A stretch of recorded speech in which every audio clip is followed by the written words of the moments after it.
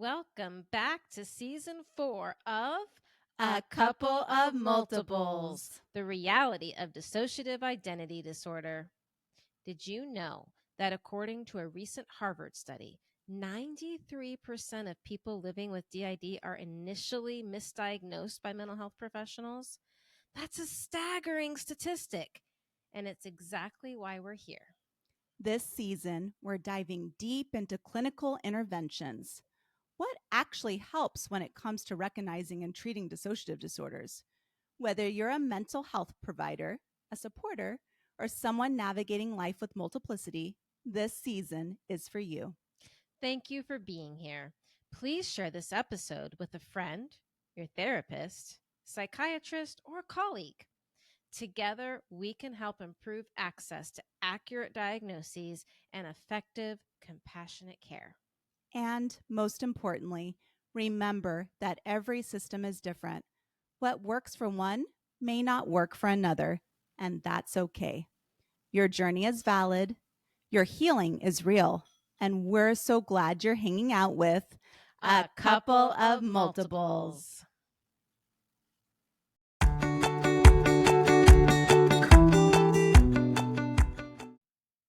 Today's episode is brought to you by Healing Selves Therapeutics, PLLC, a mental health practice located in North Carolina, specializing in the treatment of dissociative disorders and trauma. Healing Selves is committed to serving the plural population through the utilization of EMDR, clinical hypnosis, expressive arts therapy, and other evidence-based practices. Healing Selves was established in 2019 and currently serves North Carolina and Florida. We are committed to extending accessibility and currently accept most commercial insurances, Medicaid, and Medicare.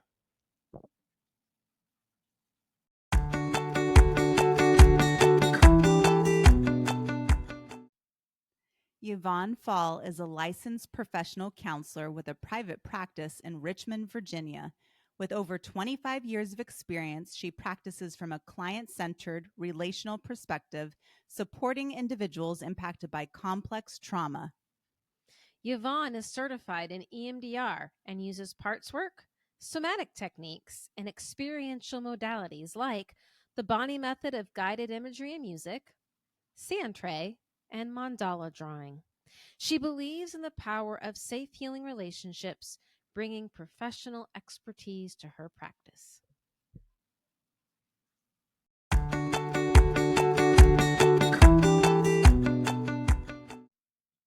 Welcome to another informative episode with Drew and Garden System, a couple of multiples. The reality of dissociative identity disorder. We are so stoked to have Melissa Parker, LMHC, to discuss the use of ketamine-assisted therapy, other psychedelics, and dissociative identity disorder. Melissa enjoys working with older adolescents and adults who live with the effects of complex trauma. Melissa's work and perspectives are rooted in anti-oppression practice and the lenses of trauma-informed developmental, humanist, and transpersonal psychology. They take an integrative approach to therapy and utilize whole person modalities such as EMDR, humanistic talk therapy, ketamine-assisted psychotherapy, CAP, and sensory somatic-based interventions. Melissa also offers psychedelic integration therapy. Melissa welcomes the opportunity to connect with individuals from all walks of life and seeks to work from a place of cultural humility and respect. They hold a special interest in providing support and therapy to mental health professionals who have lived experience with mental health concerns, trauma, and dissociation. They also have an interest and experience in supporting individuals who seek to integrate profound spiritual experiences into daily life. In addition to their clinical work, Melissa draws on their experience as a trauma survivor and clinical professional living with PTSD and DID to provide anti-ableism-based training, supervision, and consultation to therapists who are interested in deepening their work with clients who live with dissociation. When not working, Melissa enjoys camping, hiking, foraging for wild mushrooms, and connecting with the healing energies of nature. Welcome, Melissa. We're so happy to have you here today. Thanks. We're really happy to be here too. Thanks for having us. Yeah, we're so glad. Thank you. All right. So, what piqued your interest into using ketamine assisted therapy or other psychedelics to help those living with dissociative identity disorder? Well, I have to admit, at first, ketamine wasn't my first pick. I am a huge fan of psilocybin and MDMA. I feel like those two substances, when used really thoughtfully, are absolutely amazing for treating the effects of trauma. And they're not legal right now. So, knowing the power that psychedelic assisted psychotherapy has, kind of having this substance to help soften folks emotionally a little bit when doing some really heavy lifting is like immensely beneficial. So, I kind of went back to the drawing board and kind of re-examined what I thought I knew about ketamine and how ketamine's being used, especially in lower doses and for CAP. And what I found was a pretty compelling argument that I should kind of give it another try, even though maybe it wasn't my first go-to, back a couple of years ago when we thought MDMA assisted psychotherapy was, just a few minutes away from being legalized. I think we really invested in the thought of MDMA and just kind of didn't give other substances a fair shake. So, in looking at ketamine and kind of seeing how effective it is and how quickly it can be effective in treating some of the really difficult experiences folks have because of trauma and treating depression and anxiety relatively quickly. Yeah, I'm glad that I turned back around and re-examined ketamine. Very cool. Awesome. Yeah. Nice. So, for those that are not well versed in substances, can you take a few minutes to explain what ketamine assisted therapy and other psychedelics are for our audience? Yeah, the main players right now in most assisted therapies are MDMA, psilocybin, and ketamine. In some parts of the state that I live in, psilocybin has been decriminalized, but it has not been approved for use in therapy yet. The town next over from me, Somerville, Massachusetts, is a decriminalized town, but Arlington, where I'm sitting, is not. So, not a thing I'm using for psychotherapy right now, but psilocybin is really interesting in that it's sort of like a bit of a tonic when you are dealing with trauma. It is the type of a substance that will very strongly support you in facing exactly what it is that's causing you distress or sadness or difficulty. It's not always a super pleasant experience when it's used this way, but ultimately, I think it's a very healing experience. MDMA is a little bit softer and fuzzier. It kind of creates what I consider like a protected space. So you can sit and kind of look at the most difficult, awful, horrible things that have ever happened to you under the influence of MDMA. And there's this bit of a protection, there's a gentleness there that otherwise doesn't exist that can make it a little bit easier to work through some really difficult stuck points. And ketamine is interesting in that it doesn't have the same emotional qualities for most people in most situations. It's more of a substance that provides spaciousness. It's a substance that provides room to really go in and look at things and maybe reconfigure relationship to past experiences and to self and system. Yeah, so sounds like there are some really good potential benefits here. So, what are some of the myths and misconceptions surrounding the use of ketamine and other psychedelics therapeutically then? Mm. So there's this idea that psychedelics are bad for you, that they're highly addictive, and that if you take psilocybin or LSD or something like that, it's just going to turn you into a crazy person. And really, in a clinical sense, it's not true. Psychedelics are among some of the least addictive substances out there. I'm not saying people can't get addicted to them. I'm not saying that there can't be a problematic relationship. But when they're used clinically, I mean, they're actually indicated in a lot of situations to help work with folks who are dealing with addiction or problematic substance use. So there's this idea that if you take acid, you're going to jump out a window. If you take mushrooms, you're going to start talking to trees and never go back to normal. Or if you take MDMA, you're just going to take it all the time and your brain is going to turn to gook. That's not true. There's also the idea that MDMA and other psychedelics can harm the brain. And actually, the research that we're seeing so far is pointing pretty much in the exact opposite direction.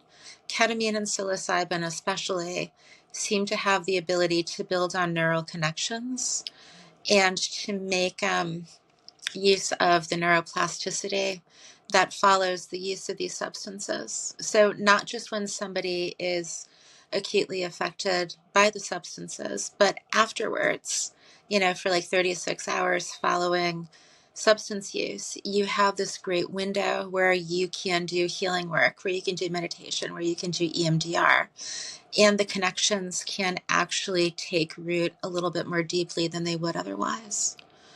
So there's that idea of it. There's an idea that every time you take a psychedelic, you're going to trip, which if you take like 5 grams of mushrooms, yeah, you're going to trip. If you take a full dose of MDMA, you're going to trip. If you take, a dose of acid, you're going to trip. But a lot of the therapeutic indications for these substances are actually on the microdose or on the psycholytic dose. So it's not always about the trip. I'm not saying that it's never about the trip. Quite often it actually is. But even when it is a full-on trip type experience, the trip itself is not as important really as what happens afterwards, as where that trip can take you. I'm Wow. highly intrigued by so Me much too. of this. Yeah. Yeah. Makes me Yeah. want to know more. Mhm. It's a good thing to know more about. Yeah. Yes. So, what are the potential benefits to using psychedelics for people living with a dissociative disorder? Yeah, well, there's a lot of them. I mean, especially with ketamine, I'm so glad I've come back around to ketamine because it's actually wonderful in that ketamine runs on glutamate receptors.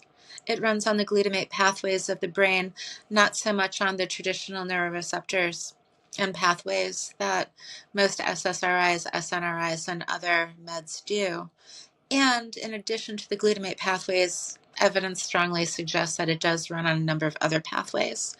So I think this is really interesting. We're talking about plural people, right? Because a lot of us have difficulty responding well to medication. A lot of us, sometimes a certain med will help for a while, but maybe not for long term. Or it might help to some degree, but then we just kind of plateau and flatline on it pretty quickly. Or a lot of us have really difficult responses to a lot of meds too, and that's not helpful. So the thing about ketamine especially is that it's kind of touching down in a bunch of different directions. And for those of us who are plural, I think this makes total sense because we're touching down in a bunch of different directions. Yeah. So, sorry, I'm blanking on the question. It's been a day. Well, I have a question within that question though. So, like, you are using big words. Okay. Like, what is glutamate, and like, what's the difference between that and normal neurons? Yeah, I need some help here. Okay. So I would have to probably, I wish I had a chart for you. This is, I asked a complex question. trying to think how to give a succinct answer. And the problem is, just like with a lot of other medications, they're not exactly sure how ketamine works. I don't know how EMDR works either. So, Right. my explanation has always been we are rewiring the brain, where we're taking down the Golden Gate Bridge pathway you've built over time, and we're creating a new bridge, and we're building something new. That's how I always explain things. That, in a nutshell, is very similar to how ketamine works, Okay. in that we're basically finding new neural connections in the brain rather than using the ones that people typically use, because the ones that we typically use don't really serve us. And one thing that ketamine and psilocybin have in common is that they both temporarily suspend our kind of business as usual neural connections. and they kind of force our brain to create new connections.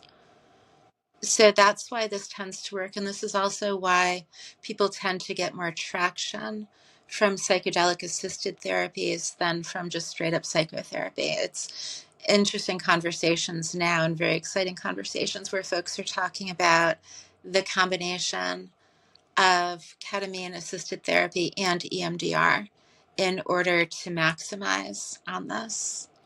So what I'm kind of getting is that when you do the ketamine treatment or the microdosing and all of that, like you create a scenario in your brain where it's kind of forced to make new connections, or it creates an environment that allows connections to come together because it's kind of, you know, it's like we've closed down the Golden Gate Bridge, so it has to find a different way to go. Yeah, in a nutshell. Cool. Okay. Yeah. I mean, I could spend a good amount of time kind of going through this, but that would involve a lot more big words. Yeah. Really just boil down. This is what it does in effect. Okay. Yeah. So yeah, I'm going to repeat the question for Yeah, her. Yeah. absolutely. For So, them. yes, what are the potential benefits to using psychedelics for people living with a dissociative disorder?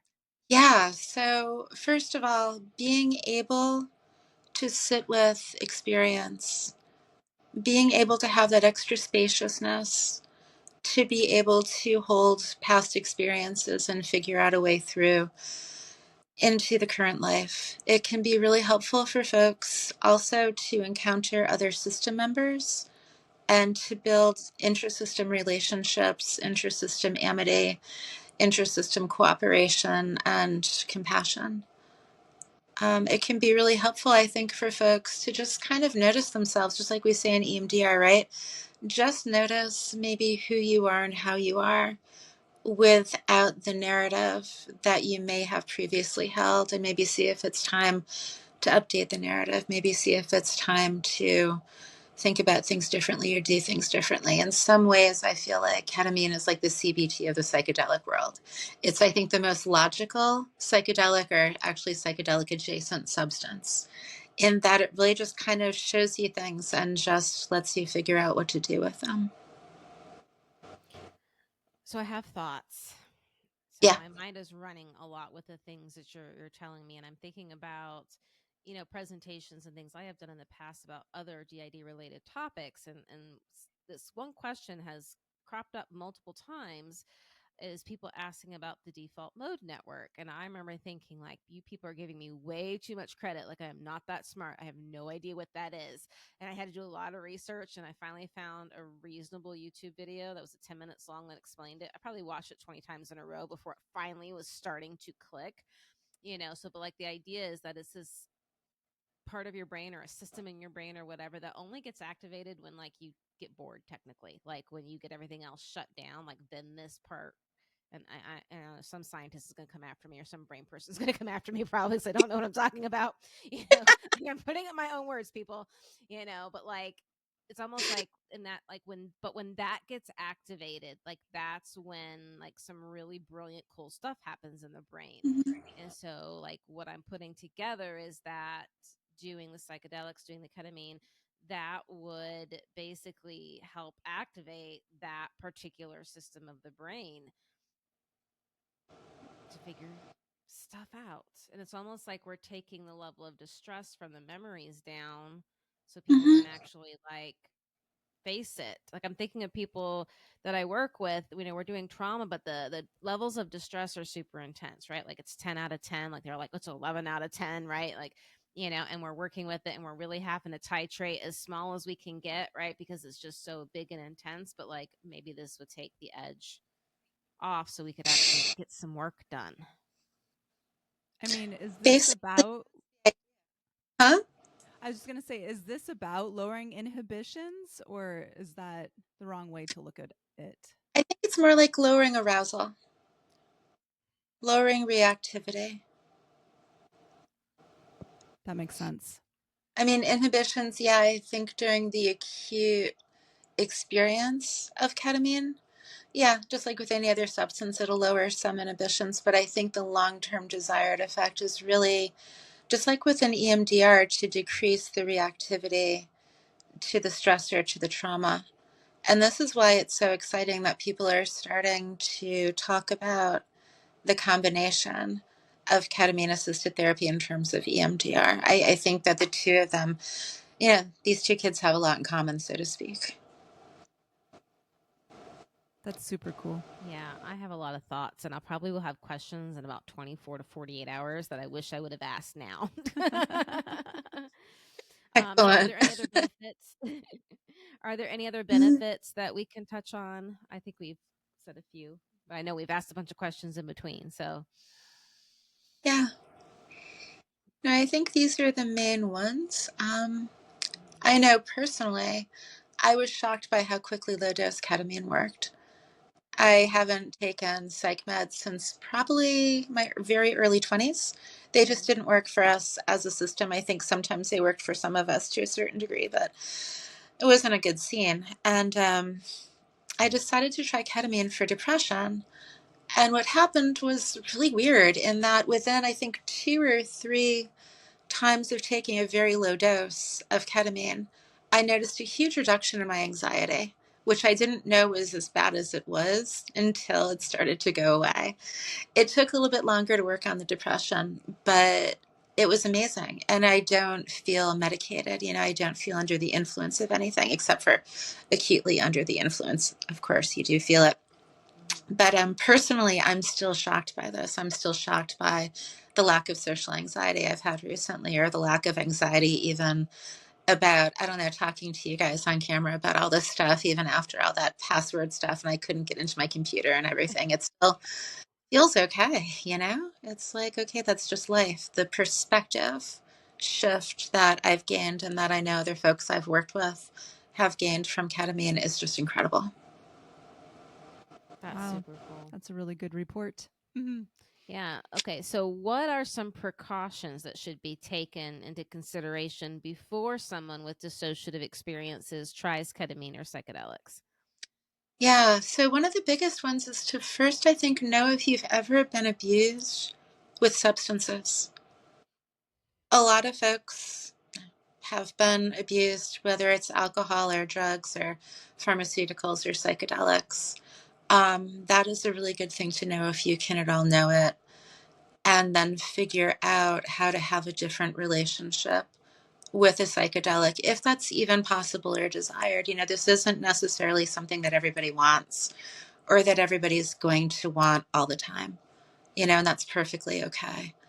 But I think if somebody does want this and does have lived experience of being abused with substances, it's really good to do a lot of work in figuring out how this can be a different experience and really addressing the fears and really addressing the trauma that was caused by those abuses, I think is a huge one. If you're going in a group setting for CAP, which some integration circles are groups, um, also knowing if you've ever been abused in a group setting, if you've ever been a survivor of organized abuse, what this might be like for you. Just like with psychedelics in general, right? This has tentacles. A lot of the abuses a lot of us have survived have some pretty deep tentacles, and they really kind of grab onto a lot in our lives. So really being aware of that and working with a trusted person, whether that's a peer support, whether that's a therapist, whoever that is, but really doing the work to make sure that this is going to be good for you.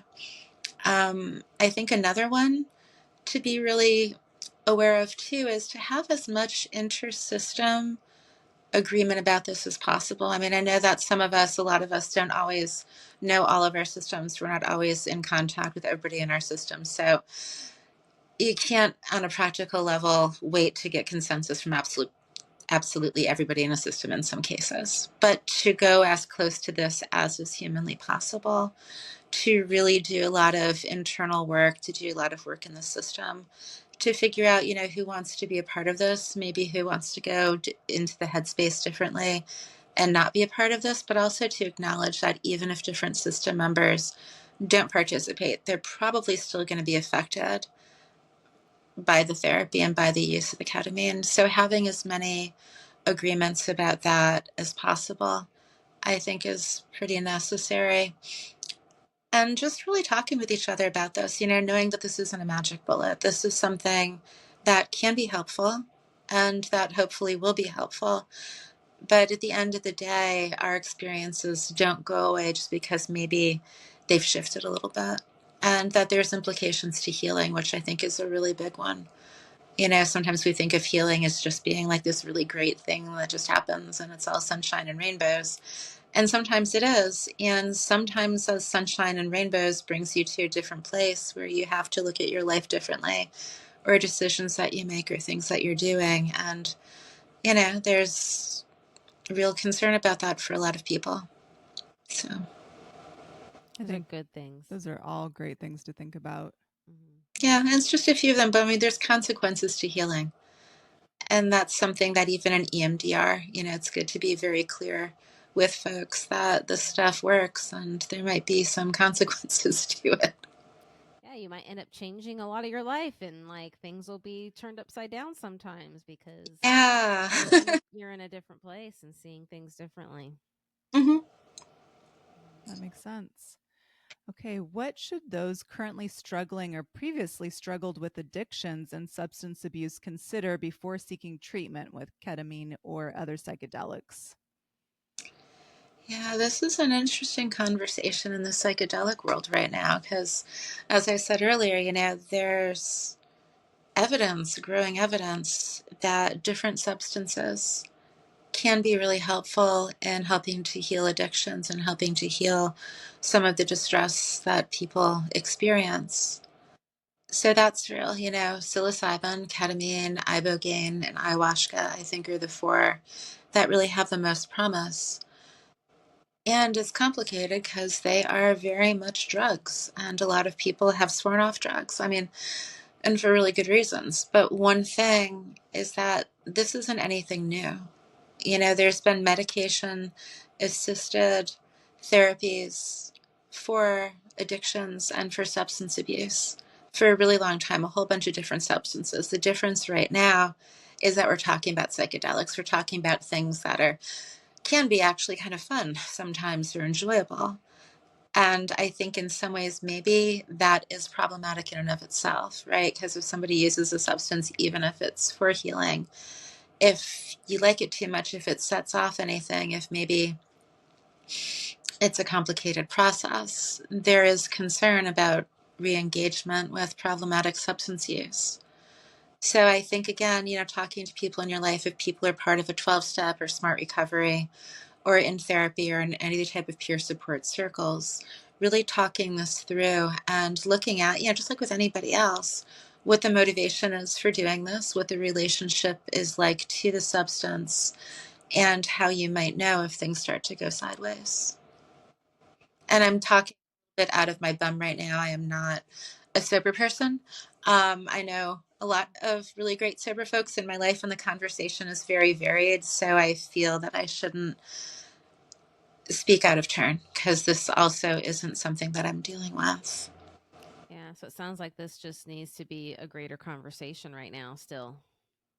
Yeah, I think it's a pretty big conversation in the psychedelic world. A lot of the online spaces I occupy, people are talking about this. And there's a lot of really, I think, thoughtful conversation and a lot of care. And also, people are really open minded to this, Mhm. which maybe that's surprising. I don't know. But this really seems to be helpful for people. And I think it's seen as being a bit different than just saying, I'm going to take a tab of Molly and go dancing on Friday night. The context, I think, the set and the setting, so to speak, of the therapy, I think kind of changes a little bit of what it is overall. Yeah, I keep having flashbacks to elementary school and the DARE program and all the videos they made us watch. And it's almost like this fear is rising up like, oh my Just God, say we're no. all going to be drug addicts. We must say no. Or that frying pan with the egg and stuff and that commercial from the 90s. Yeah. Yes. It was early millennium. I don't know. I mean, there were horrific stories about psychedelics, I think, when we were all growing up. I think it was very sensationalized. I think, yes, some people absolutely did freak out and do really sad and horrible things when they were on psychedelics. I think that has to do with the set, meaning your mindset, and then the setting, meaning the area that you're in, the space that you occupy, how the space is held when you're under the influence, that can greatly influence the outcome. And I think we're learning more about that. Mhm. Hopefully, people are not having such difficult experiences so often. Yeah, I think there's something key about the setting and like who you're with and what's happening and like the goal, intent, and purpose as well. I'm thinking of maybe some indigenous practices like the shamans or medicine people who would take certain substances that would induce, but it was always about like prophecies or visions or medicine or healing or something like that, There's a right? purpose to it. Like there was a purpose to it, and that there always was precautions about how to use it from that standpoint. Like what do you know about that? Well, what I do know, and again, as a white person, I'm trying to stay in my lane here talking about this. I don't, Right. Yeah, I don't know what I'm talking about, but like as yeah. any other than who I am, but my Mhm. understanding is that in traditional and indigenous use, it would usually be the shaman or the medicine person who would ingest the substance, Mhm. not the person they were working on behalf, and they would journey in order to gain some knowledge or some ability to help with the root source of the Mhm. disturbance the patient was experiencing. I do know that a lot of substances, well, especially ibogaine and ayahuasca, are used traditionally in indigenous practices, and there's attention and there's also a lot of really thoughtful dialogue. I Mhm. think in regard to possibly using these substances in a Western medicalized type of a context to treat addictions or mental health concerns with folks. It's tough. We could talk for an hour just about this particular issue of kind of the fine lines of what's considered sharing and what's considered cultural appropriation, what is okay to do and what's not okay to do. And it's concerning, as we are having decriminalization and legalization popping up in different parts of the country, there's all of these new retreats popping up with substances that, are not necessarily congruent to the lives and the cultural context of the people facilitating this work. Mhm. So it's a tough one. Um, how do we maintain respect and protection Mhm. for cultural practices? And also, what is the relationship of the white Western world, the medicalized world, the therapist world, Mhm. the alphabet soup of licensure world of people with these substances to use them for healing? Yeah, so basically what it sounds like is we have so much more to learn. And I think this would be a good place to like invite dear listeners if anybody is, from an indigenous, traditional, native, and knows more about this. Like, we would love for you to comment and share. That would be helpful because yeah, the we are and it's like we are. This is why we have the podcast, right? To help educate and help people learn. And Yeah. absolutely, so please share. I've been in training programs that have taught a lot about this, but from the perspectives of the folks who these practices belong to. So it would be great to hear other folks if anybody's moved to share. Hi, dear friends. We hope you're enjoying the episode so far. We'd love to invite you to join Hearts Multiplied, our private online community for people living with a dissociative disorder, along with separate spaces for clinicians and supporters. Inside Hearts Multiplied, we host live events just for you, including social hangouts, little story time, teen D&D campaigns, online gaming like Minecraft and Mario Kart, and vibrant message boards on topics like intimacy and OEA. We also offer a supporters group and a clinical consultation group for therapists working with dissociative clients. And we Garden System facilitate 8-week peer coaching groups where we work on internal communication and personalized healing goals. To learn more and sign up, visit a coupleofmultiples.com. We'd love to have you. So, what are the barriers to utilizing psychedelics for healing? I think the first barrier is the, the fact that most of these substances are not legal. Ketamine is legal. It's legal in most states, and it's used for therapeutic reasons. But psilocybin is not legal in most places. It's getting decriminalized and it's getting legalized in different parts of the country, but we're still not there yet overall. So that is definitely a barrier for people accessing. There's different parts of the world, different parts of the country that psilocybin is legal, but MDMA is absolutely not legal. There's not a ton of research happening with MDMA now. And even in the research that is happening, anybody with a dissociative adaptation or diagnosis is automatically excluded from any type of research. It's one of the exclusionary criteria is that you must not have DID. So that's a huge barrier. They try to exclude us from everything that they do. And it's bananas. Okay, so they're doing this therapy that has to do with non ordinary consciousness and using a substance, ketamine, which is technically a dissociative. So this makes us nuts because most of us who have pretty profound dissociation have a relationship with non-ordinary consciousness that a lot of singlets don't have. When they were doing the MAPS clinical trials on MDMA-assisted psychotherapy, there was some evidence suggesting that people with dissociative type PTSD actually benefited as much, or if not even a little bit more, than the folks who didn't have dissociative type PTSD.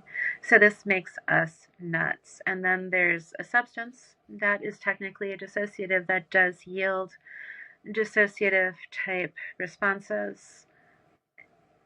That's kind of like, for some of us, home field playing advantage. Like, we know this.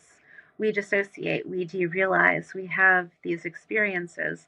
This isn't a learning curve for us. This is maybe even a very advantageous position to occupy for doing this therapy. So it just makes our head explode that, again, we're left out of this research on top of it all because we're too complicated or too traumatized or whatever it is they're so afraid of us being, right? So there's that. And then there's also money. I mean, so there are countries where psychedelic use is legal. There, like I said, there are parts of the United States where it's decrimmed or legal or whatnot, and it takes money to get to these places. It takes money to be able to not work and go do psychedelics. You know, I think when they were first working with MDMA and looking at that modality and that whole body of work, that was priced out from like I think $10,000 to $25,000 for MDMA assisted psychotherapy. In some ways, this makes sense. This is about 6 months work of worth of really intensive work, and therapists do need to get paid for it. However, $25,000, $10,000, even $5,000, who has that just laying around in the next room to just go and throw at this, right? So money really does exclude people, even with ketamine, which is one of the more affordable and relatively briefer bodies of work. You know, experiential sessions, which are not covered by insurance, are upwards of $500. And I mean, somebody might say, well, that's not a lot of money. And it's like, well, yes, absolutely it is when you consider that the average disability payment is about $1,000 a month.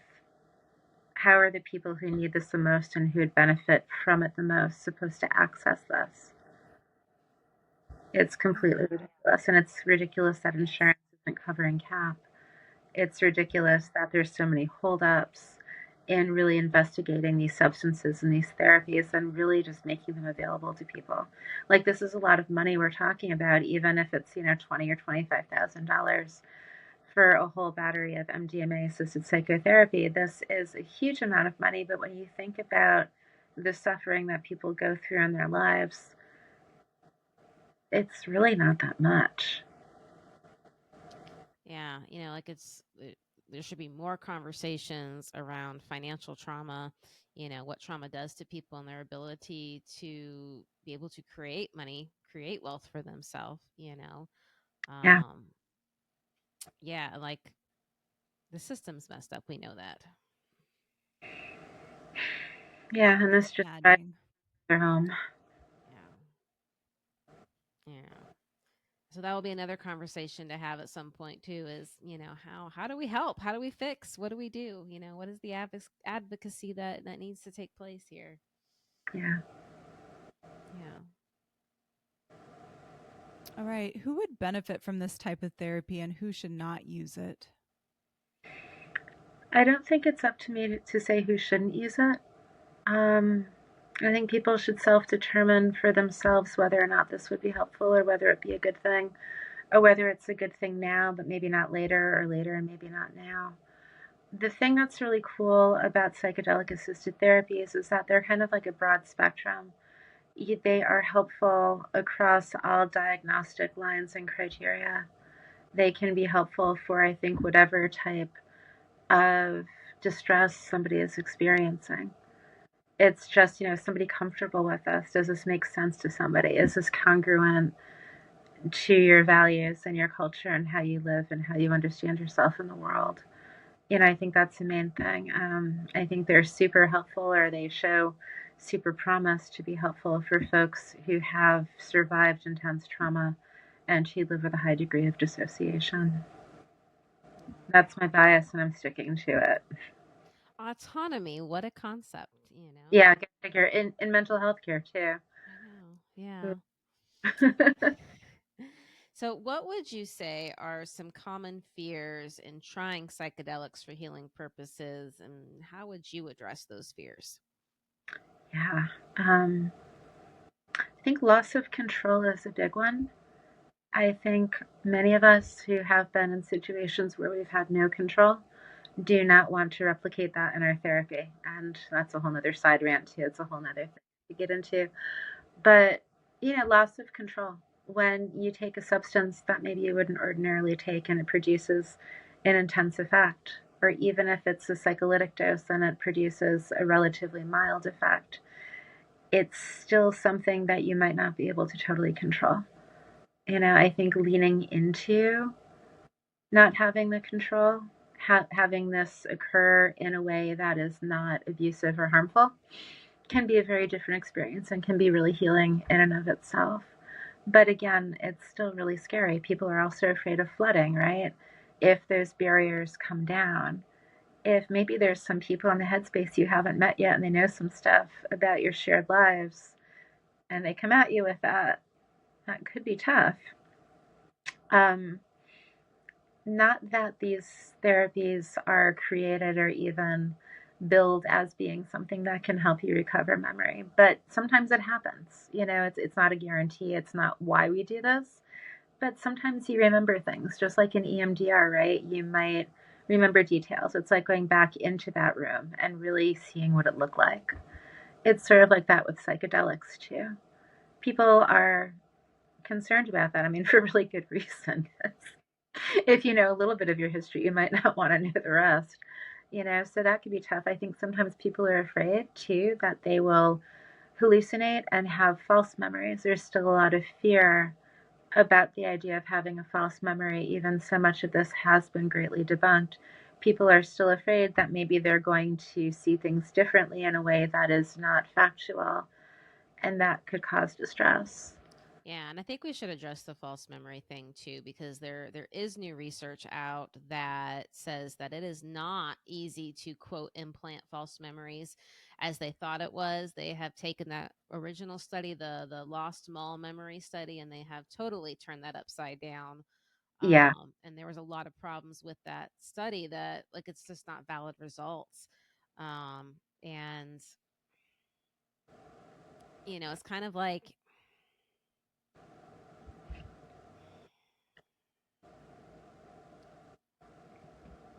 yeah, I have so many thoughts about false memories. And the fear that has been instilled in us to not believe ourselves is so far more detrimental than any trauma. They have said this over and over again, that it's not so much the trauma but what happens after. It's the not being believed, because and then we try to not believe ourselves. Like, yeah. we're just this. Yeah, I have a lot of angry feelings about false memory stuff.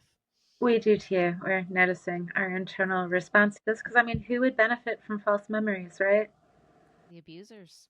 They Yes. don't want us to remember. That's why they made us dissociate, right? Like, and yeah, Yeah. oh, and then, oh, this is not what's, it's gaslighting.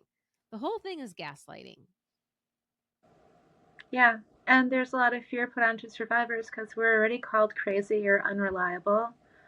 Most of us who have DID have been diagnosed with schizoaffective disorder, schizophrenia, different personality disorders, basically all sorts of diagnostic labels that say that we're untrustworthy, that we don't know our own experience and we shouldn't be believed. That's what caused the problem in the first place is we do know our experience and everyone wants to deny it. Yeah. So that's a real fear that I think a lot of survivors have is like, what if this makes me unreliable?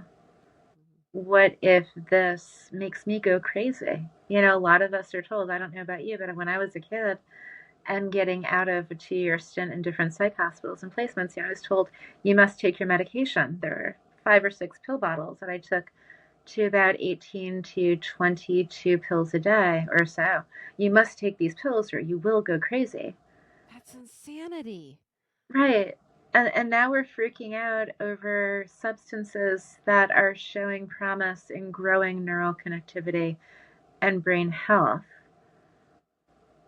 And somehow, because it's a stigmatized, um, not getting the words today, it's a stigmatized category of substances, that suddenly these are supposed to be so much worse for you than other meds that can also be pretty harmful for you too. Like we're supposed to be more afraid of taking psilocybin maybe 4 times a year than we are about taking the same pill every day. And again, I'm not trying to trash talk medications or Mm-hmm. folks who find that they're helpful at all. But I just don't understand why psychedelics are still so stigmatized. You know, there's plenty of meds for all different types of mental health and physical health reasons on the market that have really intense side effects. You see the commercials on TV all the time, and you wonder by the end of the commercial, why would anybody take this? You know, it says if you're depressed, take this, but it could make you suicidal. It just doesn't stand to reason that there's still so much stigma here. And the No, stigma here, and those of us who have been through pretty intense trauma have a lot to fear. this is true. We do have a lot to fear. Yeah. I wish we didn't. Hopefully, we won't as time goes on. But there's a lot of scary stuff out there. Yeah, and so, thinking back,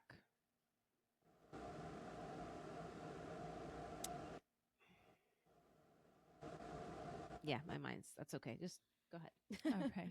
So, How would, oh yeah. a lot of the antidote to this is doing some really careful preparation work, is really working with a trusted guide or a peer supporter or therapist, or all of the above, or any of the above, or any combination.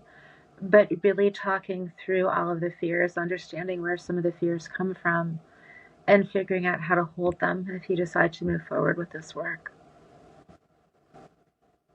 Yeah. All right. How would one go about trying or finding access to psychedelics for healing purposes? Yeah, so the internet. You know, I think finding places where there's legal access, there's not too many of them, but they do exist. Some of the more established retreats do offer scholarships, which, depending on where you're at, could either make it possible or just make it even more maddeningly impossible to access. Ketamine is legal in most states. It's used in most states for mental health care. You can find, even online vendors like Journey Clinical or like Joyous. There's a few others online where they just kind of ship it to you and you work through telehealth with a prescriber and with a guide. I would suggest that people have their own ground crew if they are working with these online vendors. Having your own therapist, having your own peer support, having your own guide on this side of the screen, I think, is really important for a lot of us. Not just, doing the online thing. There's a lot of benefits to in-person things. Yes, absolutely. And somebody who knows you, these online services, they're not terrible, but there are varying degrees of quality. Mm-hmm. And most of these online services and the folks who work for them don't know a lot about dissociation. They don't know a lot about dissociative adaptations, and not even just how to go about this safely, but how to optimize this experience for people. So if you are saving money to do this, if you are not a wealthy person, it takes a lot of doing. You should really be getting, I mean, everybody should be, but especially in the case where money is just hard to come by, you really need to be sure that you're going to have folks who really understand you and your experiences so you can get the effect that you need from this type of work. I think there's nothing worse than going someplace where people don't really understand your experience, and maybe they can help you kind of stay safe, so to speak, but they can't maybe necessarily help you do the thing that you're actually here to do.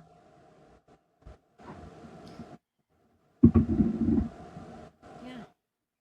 So you told me when we were talking back and forth before about being part of the therapy harm repair project. So what can you share about that?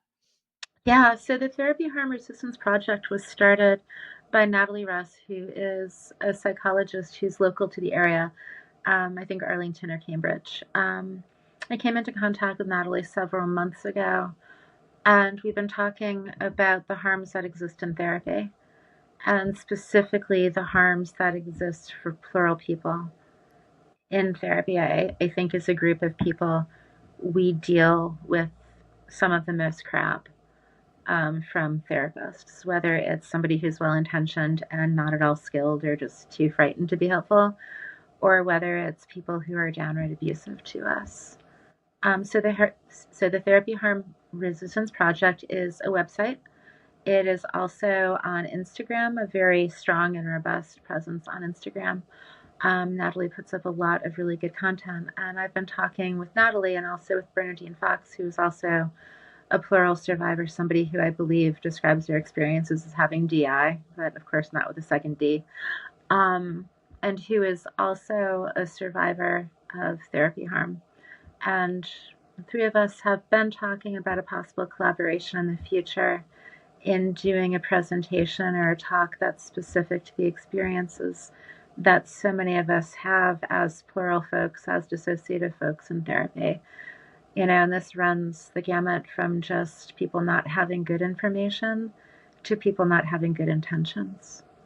It's very easy to abuse folks who have dissociative responses to things. It's very easy to always be right when somebody else has these vulnerabilities and these experiences. It's something I've experienced in several therapy relationships. And yeah, I'd like to see this stop. As a therapist, I do way too much repair work, with people who have been very badly harmed, very badly abused by former therapists. It sets people back tremendously. It's what, 7 years before we're properly diagnosed on average. And then after that, upwards of 10 years in therapy. And for most of us, I think it's even longer that we're in therapy. And I think a lot of it is having to backtrack and to try to work through the harm that shows up in the therapeutic work and the therapeutic relationship with our therapists. That just comes from all of these other prior experiences that never should have happened. So I'm excited to be talking to folks about this and to be engaging with this type of work. Ideally, I would love to help therapists understand their own implicit bias. I would love to help therapists understand their own fears and ideas and even dealing with their own traumas and their own mental health concerns. I think this is a lot that just doesn't happen. I think that when people are sitting in the therapist chair, they have this dissonance with their own lived experiences, this idea that we're supposed to show up as this neutral party. I mean, that's mind boggling, especially in this political landscape. I can't imagine any therapist worth a damn who's still playing the neutral game. I just don't get that at all. And I think when people try to be neutral or try not to look at themselves, there's a lot that they don't see, a lot of opportunities missed, and also a lot of not so great opportunities created.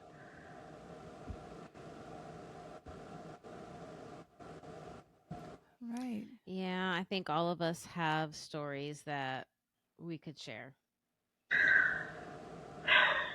Yeah, I understand that Natalie has started groups. I think at this point, just starting for therapists who have experienced therapy harm. And I think eventually that will spread out more to be more groups in general and maybe more spaces for people to share these experiences and at least break this isolation that goes with this so often. It does. Yeah. So this is exciting. This is good. This is overdue, and I wish it weren't necessary. But the part of me that really enjoys sharing education, sharing information, is very interested in finding ways for therapists to just have better mental health, so that we don't make our mental health concerns contagious to the folks who come to us for support with their mental health concerns. Yeah, Right. this is so true. You Super can important. only take your client as far as you've taken yourself. Yeah. So, All right. What are some resources you would like to promote or can recommend on this topic? yeah, this question I think was for the psychedelic stuff. So, Correct. So okay, rewind to the psychedelic stuff. Are you looking for like resources for information or for accessing therapies I or think, all of the above? The yeah, above? kind of all the above. Things our listeners like after they've listened to this and they If want they'd to like to dive research deeper. more, yeah. Mm-hmm. Yeah, I mean, there's a lot of research online. I would look at the stuff that MAPS has done over the years. I mean, yes, there are some issues with MAPS and with their research. And overall, a lot of it I do think holds up. A lot of it is good. They've made some missteps. They weren't responsible for therapy harms that occurred. But I think overall, there's a lot of good information out there from MAPS. I think there's a lot of good papers coming into, it's hard to get academic papers if you're not hooked into an academic institution. So that's a barrier. Um, I am happy to send you a whole bunch of stuff if you'd like to link it to this conversation later.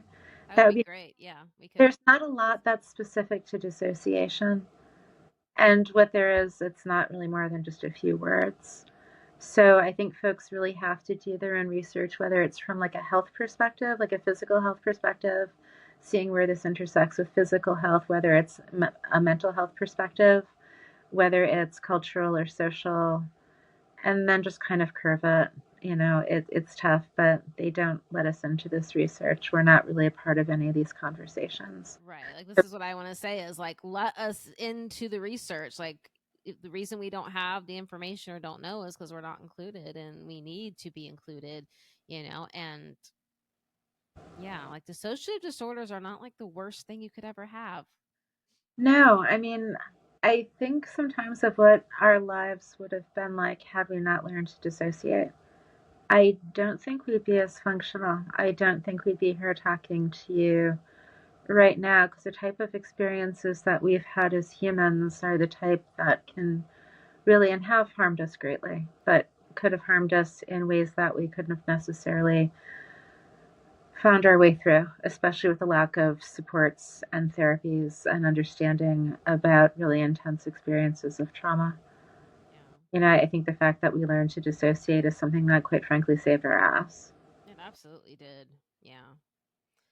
And now that we're here and we're dealing with trauma and all of our symptoms, like now we need help. Like we survived, now we need the help. Mm-hmm. So kind of going back to the idea of trying to have access to some of these therapies, like what progress has been made for approval and legalization of psychedelics and what advocacy is still needed. Yeah. And how do we, unfortunately, the burden is on us. How do we educate people enough so they can work with us responsibly, so they can be ethical, so they can be compassionate, so they can be effective, and so we can benefit? Mm-hmm. Yeah. So you shared with us that you are writing about the need for cultural humility in psychotherapy. Would you please share with us what cultural humility is and how therapists can incorporate this in the work that they do? Yeah. So cultural humility is it's basically a lifelong practice. It's something that you do in examining your bias and the limits of your own knowing and your own ignorance about people who just have different lives, different cultures, different identities, different everything. I don't think difference has to be a bad thing. I think it's actually a good thing. I mean, it would be boring as hell if we were all the same, if we all totally understood each other all the time, if we were all on the same page about absolutely everything. I think it's good that we're different, but I think in therapy, in the mainstream psychological community, there's been some, I don't even want to call them microaggressions, like macroaggressions. They're like downright assaults on people with DID. I'm talking about the things that happened with McLean Hospital and the grand rounds. I'm talking about a whole bunch of things that happened before that, a whole bunch of things that happened after. That there's this idea that an outsider's viewpoint of an insider's experience is more important than anything else. That if somebody theorized about something and they do not have the lived experience themselves, that their viewpoint is stronger than the person with a lived experience. And there seems to be this idea that we just aren't to be trusted with our experiences, that we just are not the authorities of our experience. And this shows up, like, in some of these really spectacularly bad instances. And it also shows up in more subtle ways in therapy, like with folks who are very adamant adherents of structural dissociation theory. And they're basically, assigning to you what your system looks like. They're telling you that you have a self, especially if IFS, you have a self. And then if it's structural dissociation, this is what your self looks like. And there's just one real self, and there's all of these maladaptive little pieces around that have to be dealt with and put away. And I think a lot of us know this isn't true of our experience. It is And so not true. And like, oh, I could really get on my soapbox about this. we could all be here until Wednesday on this one. I know that's about the three of us, right? Mm. But so there's this idea, and it's really weird that with DID, that the only people who really seem to know what it's about are people who don't locate themselves as having this lived experience, which is bananas. There's a culture around dissociative adaptations at this point. I mean, just going to the Healing Together conference, you see visibly what the culture looks like. It's very open, it's very welcoming, it's very just wonderful and warm and varied. My favorite place ever. Yeah, we're defining our own experiences. We're setting the parameters of what the culture around this experience looks like. And granted, it's a culture that I think maybe if any of us had had the option not to be a part of, maybe we wouldn't, but we are. And here we are. And it's actually a wonderful thing that it's growing and blooming in this way. And then there's a lot of pushback, right? There's a lot of fake claiming. There's a lot of people just trying to dictate what it looks like to have good DID. And then if you don't have good DID, you've got fake DID or malingering or some BS like that, right? What is good DID? It's when you behave yourself and you don't say anything that's out of congruence with the party line. It's when your system is relatively simple for your therapist to understand. Oh, It, so when I wear my mask, that's good DID? yes. And the Got thing it. is, a lot of people are getting so hurt from having to mask in therapy, which is bonkers. So we're writing now about the need for cultural humility, about the need for examining biases, Mhm. for the need of really looking hard about why we think we know what we know. Even when I sit down with a new client, there's no assumption made that I'm going to somehow understand or intuit something about them and their system or the system that they're a part of, because how would I have the right to do that? Our systems are all different, our configurations are all different, the circumstances of our system formation are all completely unique. So, writing about this, hoping it's called the Lived Experience Project, and the book itself is going to be a text that will hopefully be used in training mental health professionals, healthcare workers, whatnot, in terms of how to understand, hold, and interact with lived experience and how to bring lived experience into Mhm. the overall fabric of the work we all do. So I'm really excited about this. That's awesome. When we Yay. were in undergrad, we thought we'd be a writer. We didn't. We were still having dissonance with being a therapist.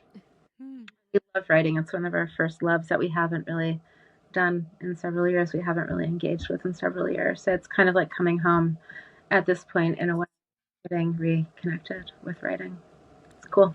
Writing is so much fun. I love writing, and I have not done enough of it lately either. So, I mean, there's so many things I want to write about too. And along these same lines, I think we have done, I think there has been some good changes in that most therapists, that there's more therapists that are aware that, like, yes, you can talk directly to each person in the system, right? Like, I'm supposed to talk to whoever shows up. I'm supposed to be welcoming, but also the idea that you're supposed to talk through only the host or the adult self is still also very strong.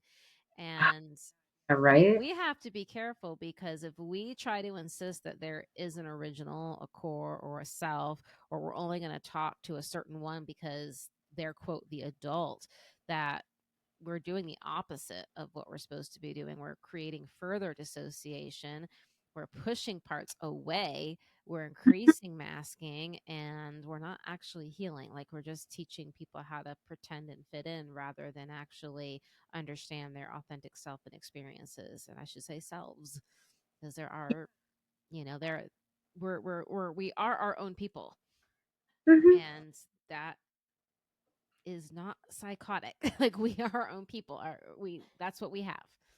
We have multiple consciousnesses, we have different brain patterns. There's so much research that has come out recently to show how each individual is very much an individual in their brain pattern, and the signals that get sent, different heart rates, different blood pressures. Some have allergies, some don't have allergies. Like, we really, and like, this is information that medical doctors need to know and understand when they're treating people that have DID for medical things as well. But, like, yes, we are our own people. It's bonkers that people still only talk to, like, or some therapists will only talk to, like, the person. Like, if you have a room full of people, do you only talk to the first person who came into the room? That would be rude, right? Yeah. Yeah. Hmm. So, how the hell do people think they're actually doing therapy while only talking to one member of system? Yeah. And talking to littles, that's so completely bonkers. Half the time, the littles are the senior members of the system. They are. They know what's going on there. They installed the dirt. Yeah, we do not give enough credit. Not enough credit is given to littles. Mm-mm. They are the oldest ones in the system. They've been around the longest.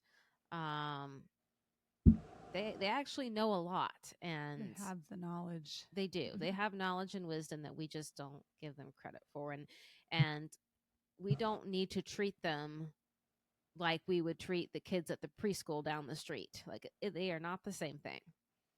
No, I mean, if you're five, you're five, but if you've been five for 40 years, you're a different kind of 5-year old. Exactly. Absolutely. Plain and simple. Hmm.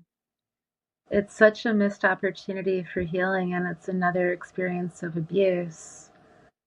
Even if it's not intended that way, it is still abuse not to talk to any member of system who wants to be involved in the therapy. That's absolutely therapy abuse right there. Hmm. Having rules about who is allowed to be out or not out, I think, is wrong. I do remember this one intervention that we did when we were inpatient many, many years ago now. And they didn't, and it was like, littles are not allowed to participate in this intervention.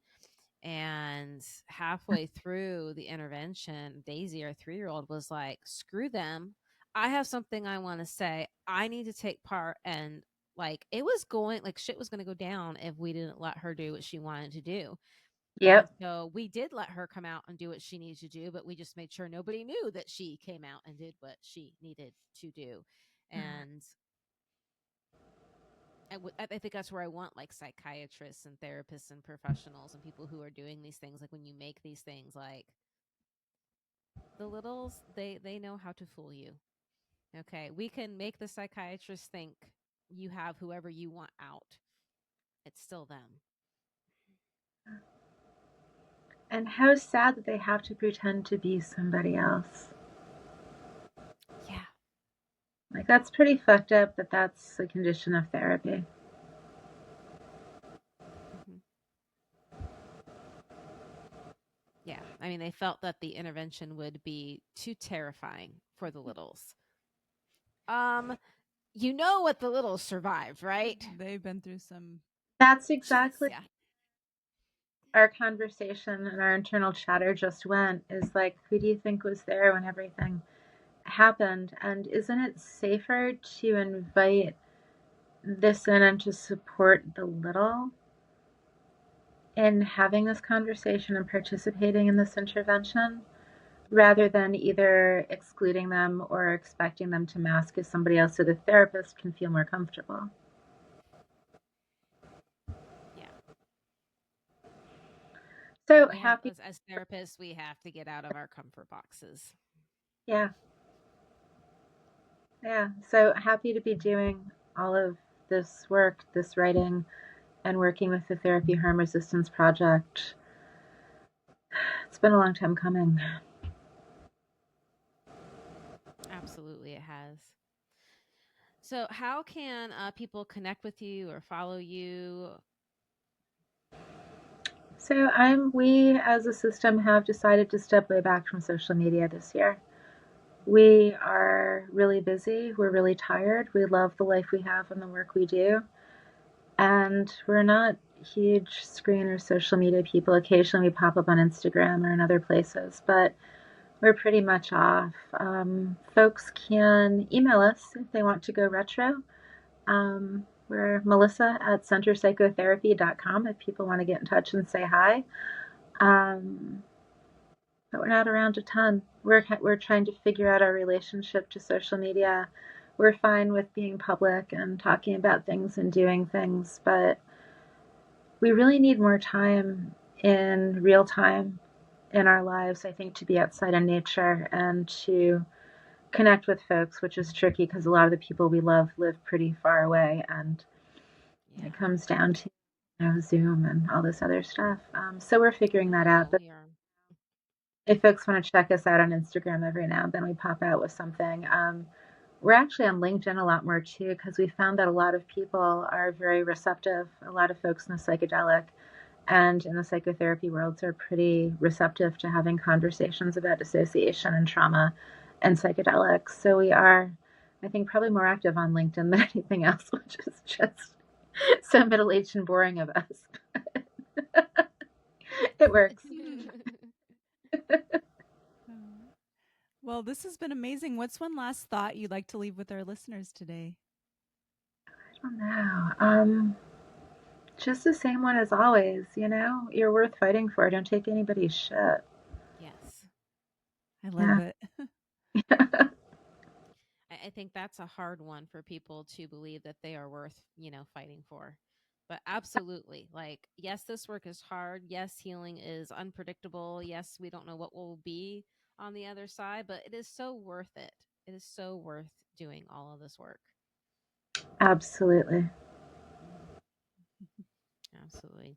Well, thank you so much for being with us here today to share all that you've learned and advocated for and experienced in this world of ketamine assisted therapy and other psychedelics. And of course, all the stuff related to DID and repairing the harm that has been done. So thank you so much. Thanks for having us.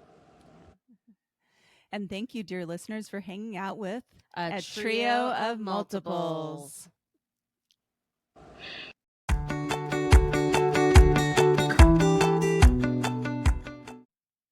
Today's episode is brought to you by Healing Selves Therapeutics, PLLC, a mental health practice located in North Carolina, specializing in the treatment of dissociative disorders and trauma.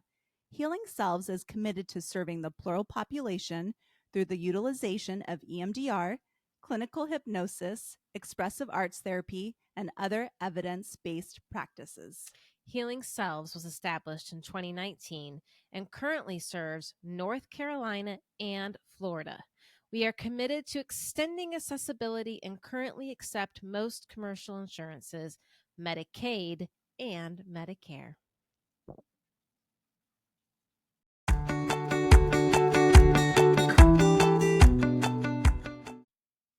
Yvonne Fall is a licensed professional counselor with a private practice in Richmond, Virginia. With over 25 years of experience, she practices from a client-centered, relational perspective, supporting individuals impacted by complex trauma. Yvonne is certified in EMDR and uses parts work, somatic techniques, and experiential modalities like the Bonnie method of guided imagery and music, sand tray, and mandala drawing. She believes in the power of safe healing relationships, bringing professional expertise to her practice.